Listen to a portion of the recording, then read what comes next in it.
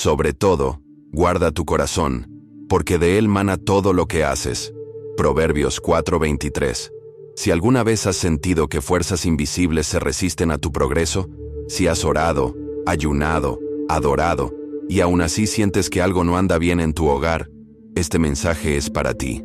Hoy, abrimos los ojos a lo que puede parecer inofensivo, pero espiritualmente está lejos de ser inocente. Las plantas comunes, símbolos de belleza y calma, podrían ser puntos de acceso espiritual que desgarran la paz de tu alma y la de tu familia.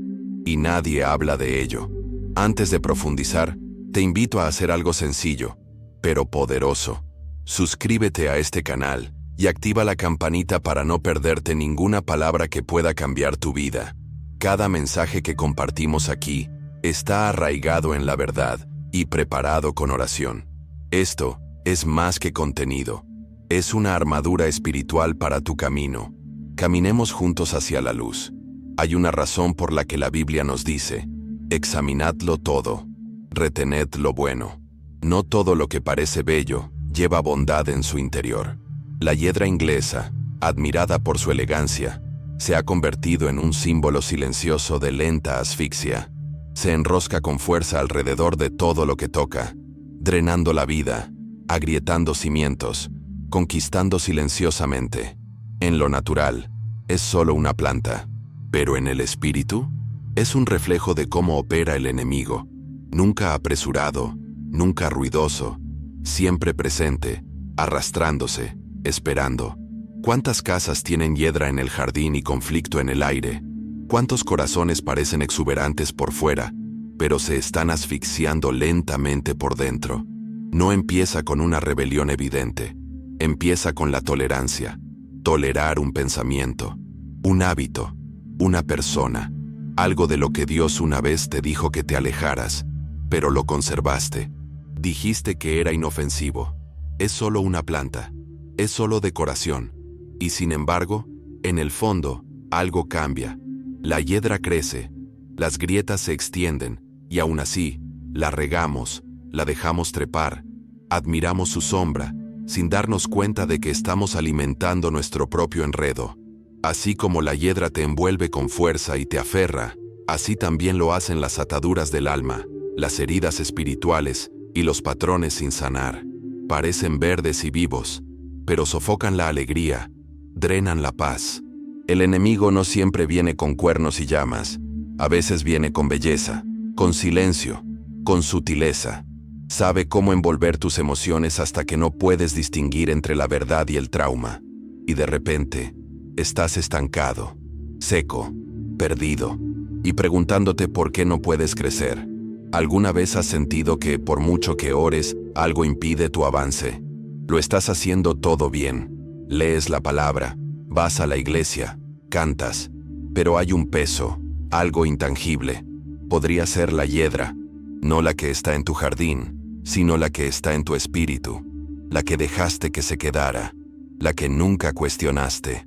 Debemos estar atentos, porque lo que toleramos hoy puede que mañana nos ate. Dios nos llama a ser jardineros de nuestras vidas, pero no todo lo verde pertenece al jardín. Hay cosas que hay que arrancar de raíz, arrancarlas por completo, porque si no, seguirán regresando. Encontrarán nuevos rincones que conquistar. Y creeremos que cultivamos la belleza, pero en realidad alimentamos la esclavitud.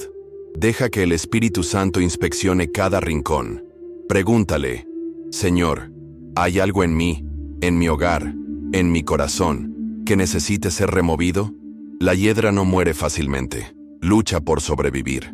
Prospera en la sombra, igual que las fortalezas. Por eso necesitamos que la luz de Cristo inunde cada espacio, emocional, espiritual y físico. Decláralo. Ninguna planta, ningún objeto, ninguna creencia tendrá autoridad en mi hogar a menos que se someta a Jesús. Tú eres el guardián de tu casa. No le des tierra al enemigo para que crezca. Aquí es donde empieza, con conciencia, con verdad, con la valentía de arrancar lo que ya no cumple el propósito de Dios en tu vida. La hiedra común puede ser una planta sencilla, pero en el espíritu es una metáfora, una que ya no puedes ignorar. Arranca lo que deba irse. limpia la tierra y prepárate para una nueva temporada.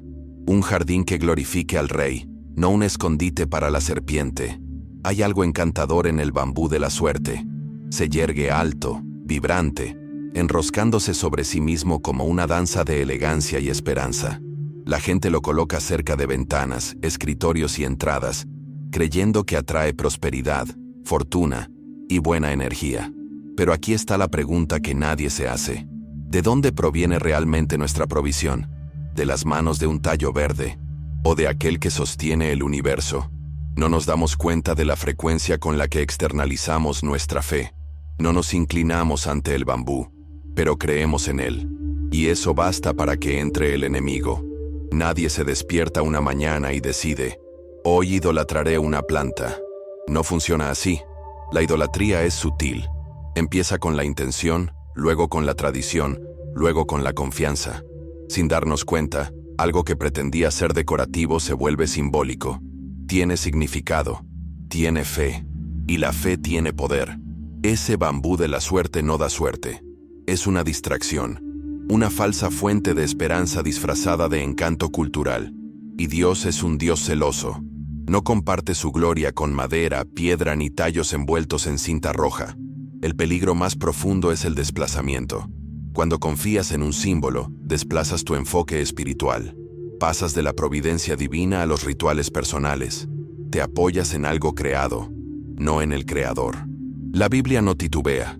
Todo lo bueno proviene del Padre de las luces, no de las energías, no de las plantas. Cuando nuestra antena espiritual se sintoniza con algo que no sea Dios, la señal se distorsiona. Puede que aún suene a paz, pero no es su paz. Es la imitación, la versión barata. ¿Has notado alguna vez cómo ciertos objetos empiezan a cargar emocionalmente? Los tocas cuando estás ansioso. Rezas cerca de ellos. Crees que te ayudan a sentirte tranquilo, centrado, protegido. Es mentira. Se convierten en muletas. Y Dios nunca te pidió que cojearas por la vida agarrado a una caña. Te pidió que caminaras sobre el agua con la mirada puesta en Él. El bambú de la suerte puede parecer inofensivo, pero ¿qué ha reemplazado en tu corazón? Las Escrituras lo dejan claro. No podemos servir a dos señores. O confías plenamente en la soberanía de Dios, o dejas grietas en los cimientos para que algo más se asiente. Y lo que se asienta, crece. Y lo que crece, exige. El bambú de la suerte, aunque solo es una planta, se convierte en un trono para falsas creencias si no se controla. Rompe ese trono. Derríbalo. Reclama tu altar.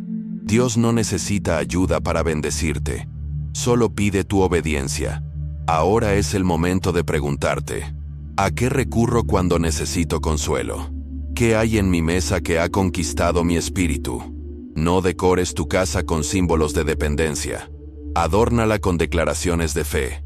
Reemplaza el bambú por una Biblia. Reemplaza el hábito por la santidad.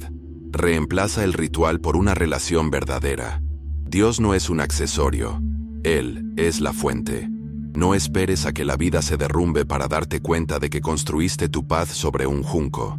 Arranca el bambú de la suerte, no de tu estante, sino de tu alma. Haz espacio de nuevo para una confianza inquebrantable. Y deja que las bendiciones que fluyen no provengan de rituales, sino de relaciones. En el reino no existe la suerte, solo la gracia, solo el pacto, solo la alineación divina con el corazón del Padre.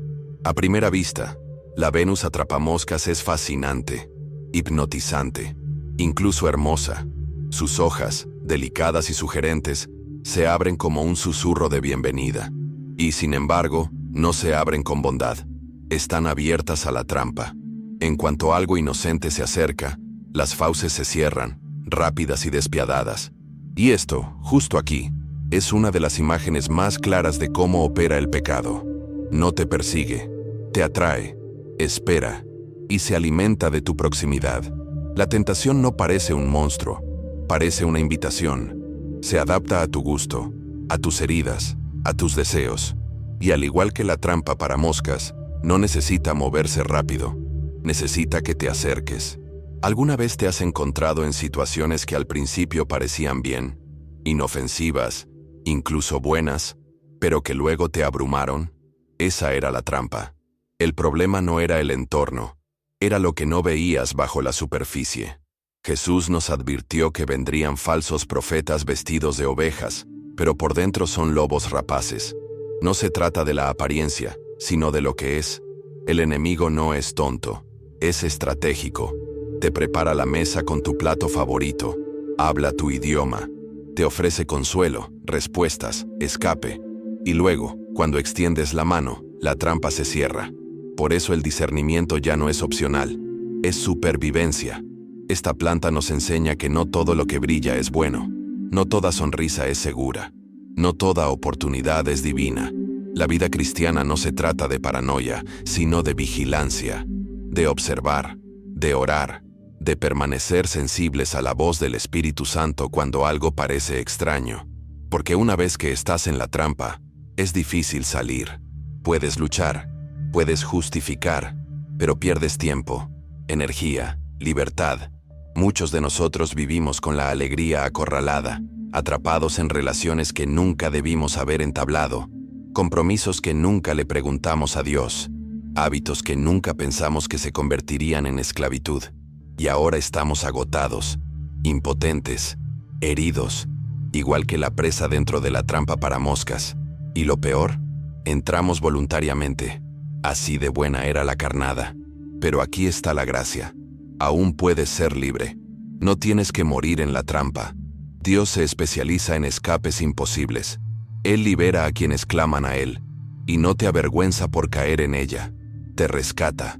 Pero primero, debes reconocer dónde estás. Debes dejar de fingir que esa hermosa trampa es una bendición. Y luego, corre. Este es tu momento. Pídele a Dios que te revele cada trampa disfrazada de paz, cada encanto tóxico, cada voz engañosa. No coquetees con ella. No la estudies, no te acerques. Huye de ella. La trampa solo funciona cuando estás cerca. Así que retrocede 3 pasos. Y no te detengas hasta que estés envuelto, no en las fauces de la muerte, sino en los brazos de la gracia. Hay algo irónico en la planta llamada árbol del dinero. La gente la llama hiedra del diablo, y sin embargo, la colocan en sus casas como si fuera un imán para la abundancia. Creen que atraerá riqueza, prosperidad, y llenará las carteras vacías. Pero la riqueza no empieza con una hoja. Y la verdadera abundancia no tiene nada que ver con enredaderas verdes que trepan por la pared. Esto no es jardinería, es desajuste espiritual. La Biblia nos dice claramente, el amor al dinero es la raíz de todos los males. No el dinero en sí, sino su adoración. Y la adoración no siempre implica arrodillarse. A veces, implica confianza, creencia, que este objeto será tu gran avance, que si lo conservas, lo alimentas y lo colocas en el lugar correcto, el dinero llegará, y Dios observará, afligido, no por una planta, sino por tu fe equivocada. No se trata de decoración, se trata de dominio. ¿Quién reina en tu casa? ¿Quién provee? ¿Quién sustenta? ¿Es Jehová Jireh o algo en una vasija de cerámica? Al diablo le encanta disfrazar su engaño con estética. Si no puede hacerte rebelarte, te hará reorientar tu reverencia. Y poco a poco, tu postura espiritual se derrumba, no en rendición, sino en superstición. La hiedra crece mejor en la sombra, igual que la idolatría, igual que la avaricia.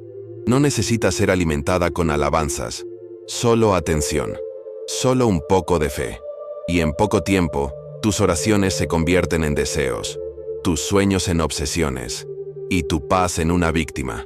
Puede que tengas dinero, pero tu espíritu está en bancarrota, porque pusiste tu esperanza en algo que Dios nunca autorizó. Jesús nos advirtió, donde esté tu tesoro, allí estará también tu corazón. Así que, si tu tesoro está en una maceta en un estante, tu corazón ya está dividido. No se trata de desechar las plantas, sino de desechar la ilusión de que tienen verdadero poder.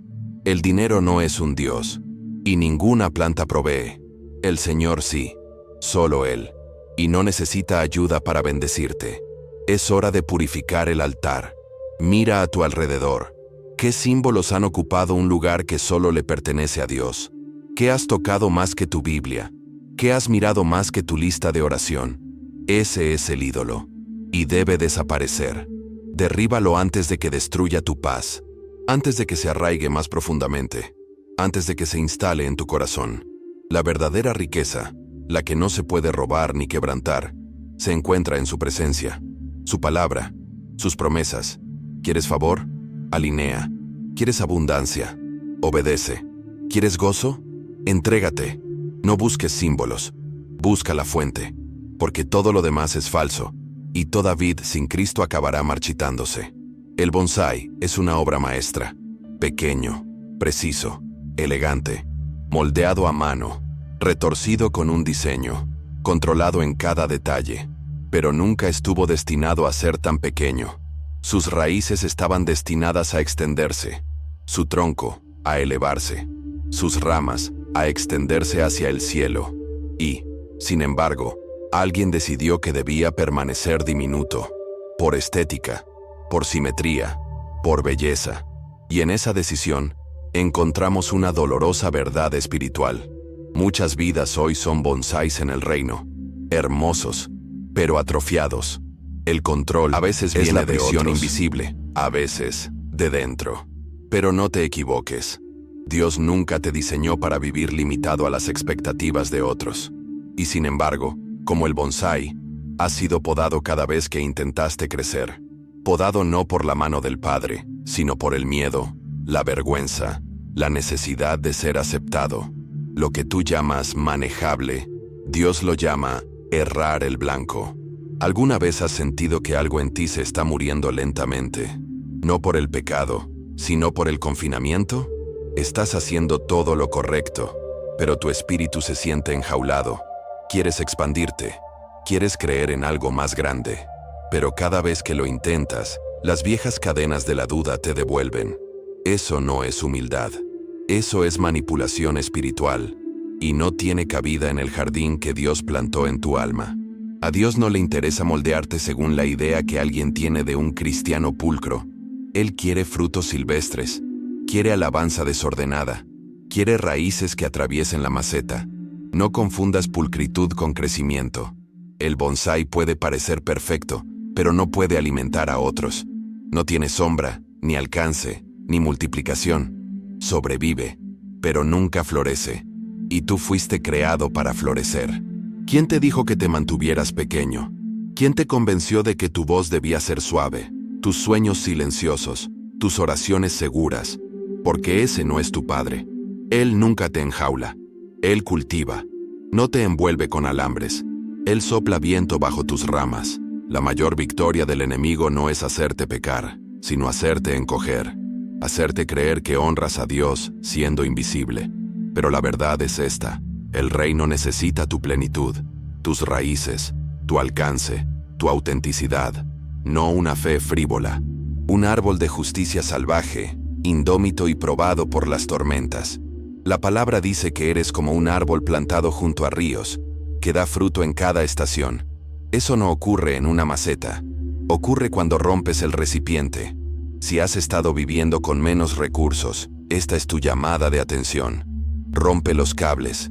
Rechaza las mentiras. Deja que el Padre te pode, no para que te haga pequeño, sino para que fructifiques.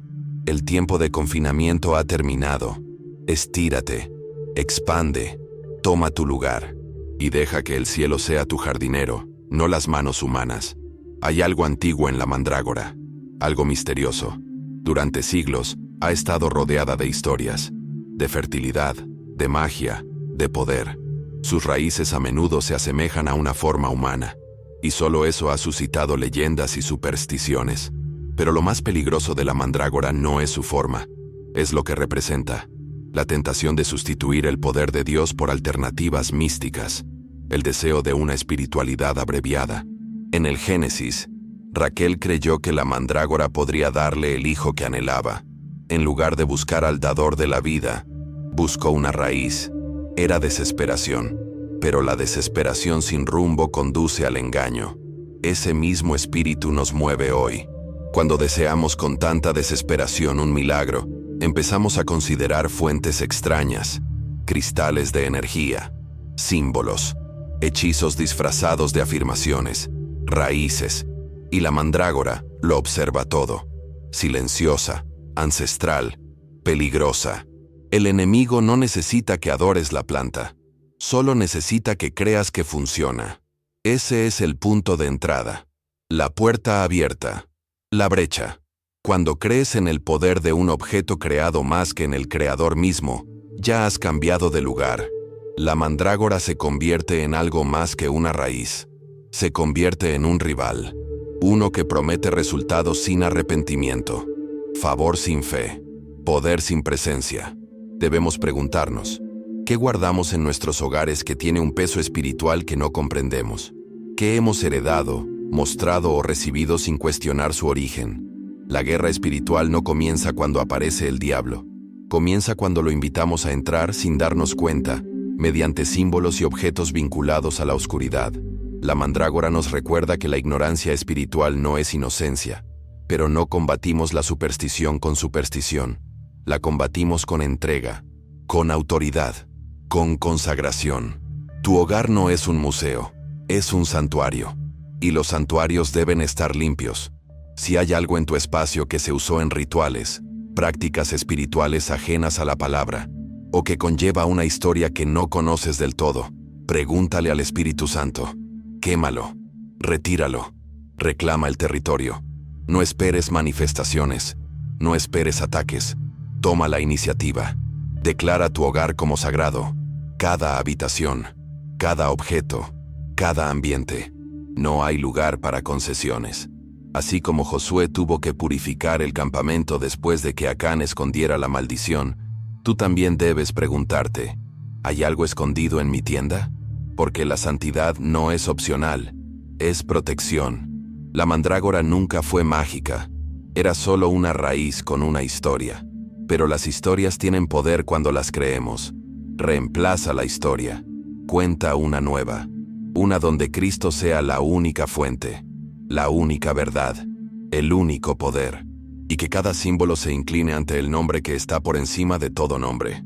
El cactus es un superviviente, prospera donde nada más lo hace, retiene agua, soporta el calor, florece en el desierto, pero también está armado, cubierto de espinas, cerrado, y espiritualmente refleja algo de lo que rara vez hablamos en la iglesia: el corazón endurecido.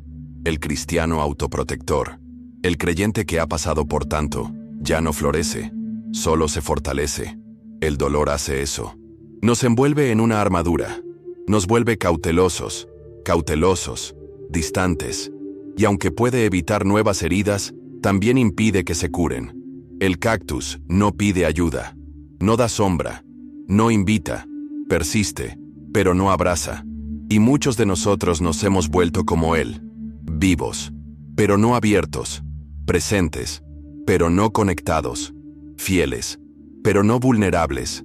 Dios no nos llamó a sobrevivir, nos llamó a desbordarnos, a llevar agua viva que se derrame sobre otros. Pero, ¿cómo puede fluir el agua de una vasija cerrada por el miedo? No puedes verter si estás sellado, no puedes recibir si eres demasiado reservado para sentir. Y, sin embargo, así es como muchos caminan por la vida, armados de sarcasmo, defendiéndose con el silencio, enmascarados por un estoy bien, pero por dentro están secos, resquebrajados. La palabra dice que no abandonemos la reunión de los santos. ¿Por qué? Porque la sanidad suele ser horizontal antes que vertical.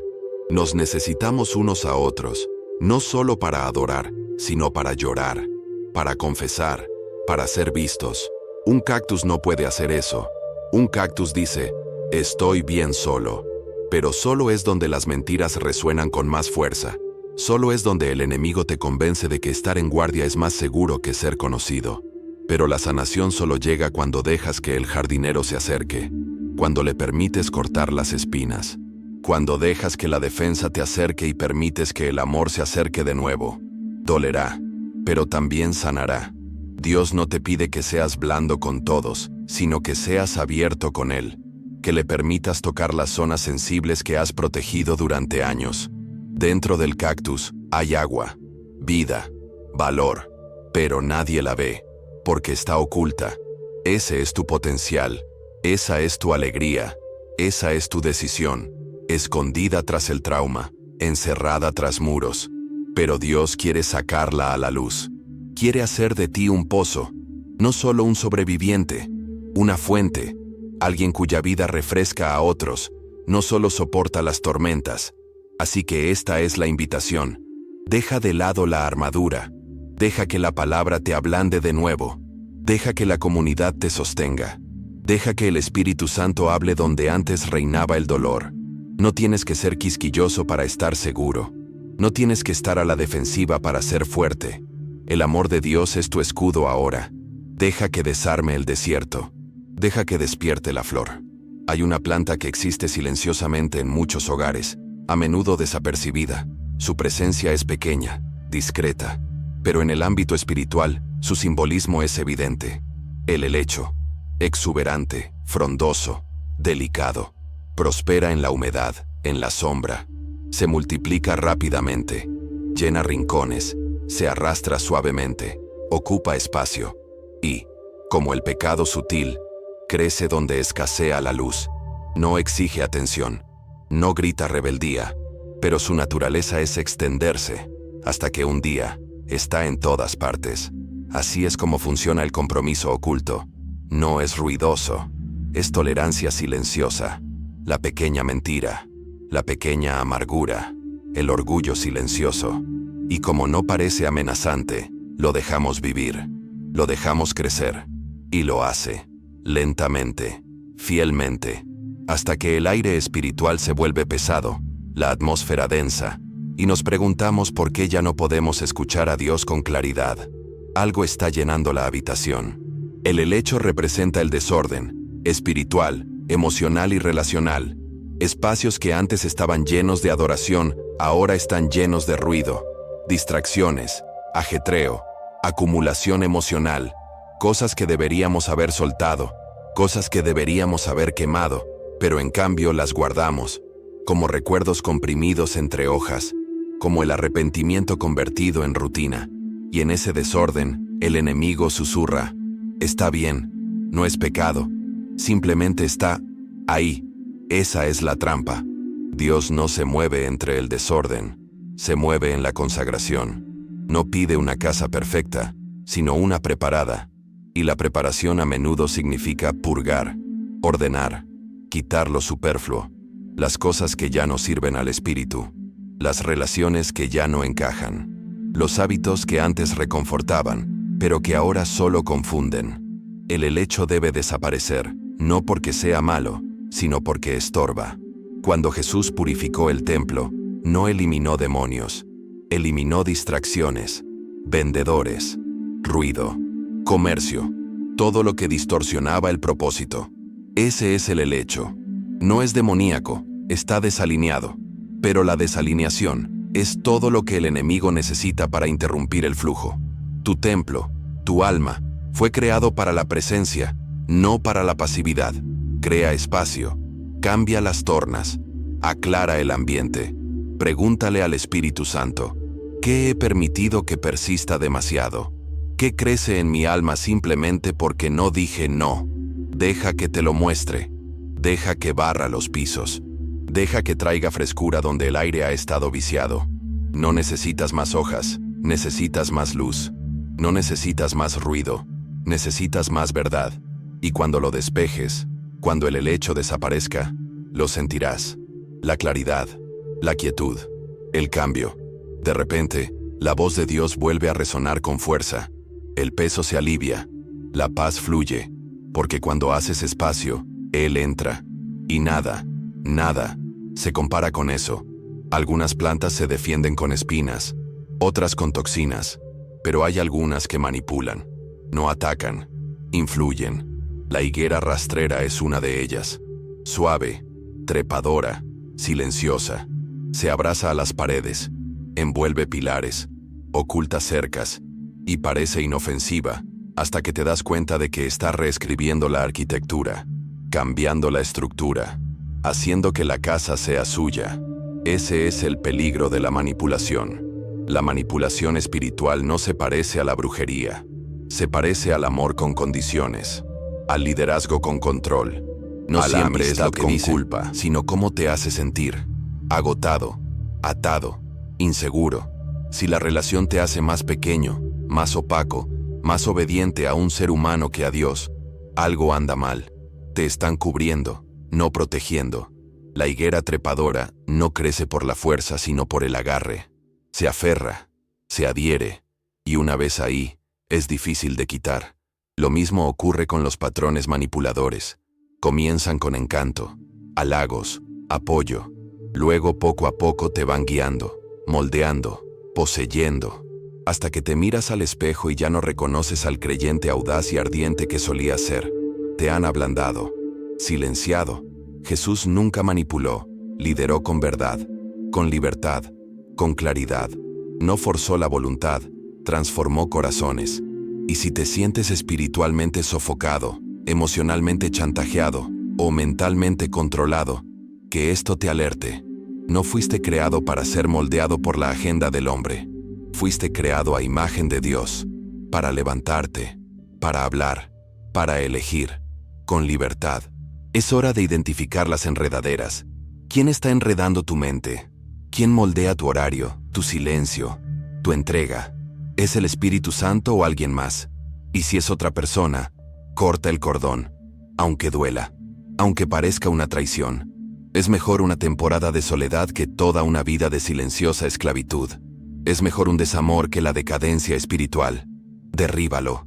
Derriba toda parra que no venga del cielo, aunque parezca hermosa, aunque te sientas segura, porque la seguridad sin verdad sigue siendo cautiverio. Y la verdad, pura, aguda y liberadora, es lo único que te libera. No dejes que la higuera se convierta en tu manto. Regresa a la roca. Mantente firme. Deja que tus muros respiren de nuevo. La libertad te costará comodidad, pero lo que ganes lo vale todo. La voz, la claridad, el oxígeno, el espacio para crecer de nuevo. Eso es lo que sucede cuando dejas que el Espíritu sea tu única guía. Cuando rompes toda enredadera manipuladora y te elevas. Hay una razón por la que los olivos se usaban para ungir con aceite. Sus raíces son profundas, su fruto nutre, su aceite representa poder. Pero hay otro tipo de árbol, uno que no produce fruto, ni sombra, ni beneficio. Es alto, hermoso, decorativo, pero hueco por dentro. La higuera ornamental, espiritualmente, representa la apariencia sin presencia. Jesús maldijo una vez una higuera. Tenía hojas, pero no fruto. De lejos, parecía viva, pero de cerca, no ofrecía nada. Ese es el peligro del desempeño espiritual. Aparentamos, decimos las palabras correctas, publicamos los versículos correctos, pero al ser probada, no hay aceite, no hay profundidad, no hay intimidad con Dios, solo hojas. Dios no se deja engañar por el follaje, busca fruto, y el fruto no crece en la actuación, sino en la presencia. Crece en lo secreto, en la entrega, en el silencio, en el fuego. Pero hoy, la iglesia está llena de higueras, ministerios que se mueven pero no ministran, cristianos que aplauden pero no llevan la carga, hogares que adoran el domingo pero luchan en silencio de lunes a sábado. Esto no es una condena, es una invitación a arrepentirse, a regresar, a reconectar. No fuiste creado para ser ornamental, fuiste creado para rebosar. Dios no te salvó para que te quedaras quieto, te ungió para producir amor, gozo, paz, poder. Deberías estar alimentando a otros, sanando a otros, dando sombra a otros. Si nadie se nutre de tu vida, quizás sea hora de revisar las raíces.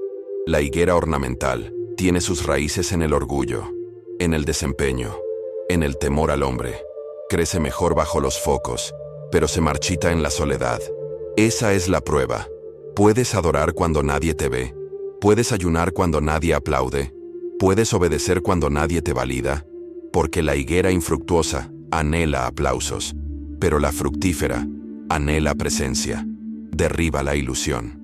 Pídele a Dios que deshoje, que revele lo que falta, que te plante de nuevo, no en un escenario, sino en su espíritu. El verdadero crecimiento no siempre será visible, pero siempre será valioso, porque el fruto no miente, Alimenta, nutre, permanece. Esta es la temporada para dejar de fingir. Deja de publicar hojas. Empieza a producir vida. Fuiste creado para algo más que la apariencia. Fuiste creado para llevar la gloria. Deja que la higuera ornamental muera. Y deja que el árbol verdadero crezca. A veces, lo más peligroso es lo más conocido. La planta de aloe es conocida por sus propiedades curativas. Alivia quemaduras. Suaviza la piel. Crece con facilidad. Está en todas partes. Y sin embargo, en exceso, también puede ser tóxica. Su látex puede irritar. Su mal uso puede ser perjudicial. Espiritualmente, representa el mal uso de la sanación, cuando la comodidad se convierte en complacencia. No todo bálsamo es una bendición. A veces, en nombre de la sanación, evitamos la confrontación. Adormecemos la herida en lugar de tratar la infección. Buscamos alivio, no restauración. Por eso, nos rodeamos de voces que apaciguan, pero nunca desafían. Iglesias que consuelan, pero nunca condenan. Mensajes que transmiten paz, pero nunca poder. La sanación no siempre es suave. A veces corta, a veces quema, pero es necesaria. Si solo buscamos el aloe, suave, suave, tranquilo, nos perdemos la profundidad de la transformación. Dios no nos llamó a ser mimados, nos llamó a ser crucificados, a dejar la carne, a morir al yo, a ser íntegros, no solo a sentirnos mejor. ¿Cuántas heridas hemos envuelto en aloe religioso en lugar de exponerlas a la luz? ¿Cuántos pecados hemos rebautizado como luchas? ¿Cuántos hábitos hemos excusado con Dios conoce mi corazón? Eso no es sanar, eso es ocultar. Y las heridas ocultas supuran, se infectan, se propagan, hasta que lo que necesitaba un toque ahora necesita un milagro. Jesús nunca evitó el dolor para preservar el consuelo. Se adentró en el dolor para traer poder. Impuso las manos sobre los leprosos. Invocó demonios. Volteó mesas. Lloró. Sangró. Eso es sanación. No siempre suave, pero siempre santo. Siempre completo. El aloe no es malo, pero no es suficiente. Nunca fue concebido para reemplazar el altar. No necesitas consuelo. Necesitas santificación. No necesitas adormecimiento. Necesitas renovación. Pídele a Dios que exponga todo lo que has usado para cubrir lo que necesita confrontación. Deja que reabra lo que ha estado enterrado. Deja que lo limpie, que lo corte, que lo sane, verdaderamente, profundamente, eternamente. Esta no es la época de una recuperación superficial, es la época de una restauración radical. Que todo falso sanador sea silenciado, que todo bálsamo falso sea quemado. Solo el fuego de Dios purifica verdaderamente. Que Él comience. Acabas de recorrer un camino de luz, la verdad, la confrontación, los espacios tranquilos donde se esconde el enemigo y donde Dios anhela sanar. Si estas palabras despertaron algo en tu espíritu, no dejes que se apague. Suscríbete ahora y camina con valentía por el camino de Cristo. Limpia tu altar, protege tu hogar, elige la santidad por encima de la costumbre.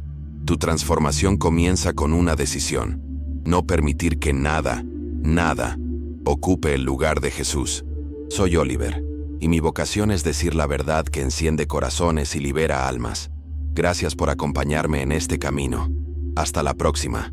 Que la paz de Cristo inunde tu hogar y que tus raíces se arraiguen profundamente en su presencia. Mantente firme, mantente despierto, permanece con Él.